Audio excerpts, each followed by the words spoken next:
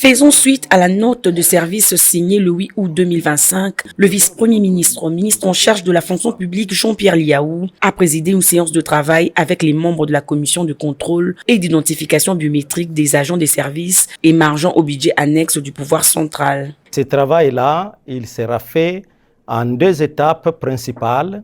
La première va porter sur la réception des dossiers venant de tous ces services et l'analyse de ces dossiers.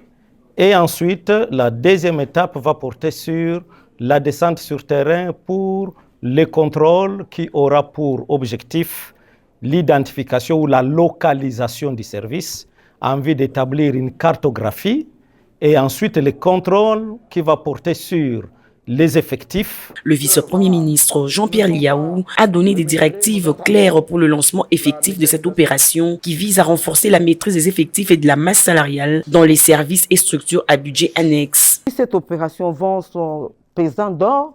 Pourquoi? Parce que nous voulons assainir. Nous devons assainir en matière de gestion du personnel et cela va nous conduire à la maîtrise des effectifs et à la masse salariale qui va avec. Nous rassurons l'autorité que le travail va bien se faire en toute rationalité et honnêteté. Parce que ce qui nous manquait surtout, c'était la volonté politique. Mais cette fois-ci, nous l'avons constaté.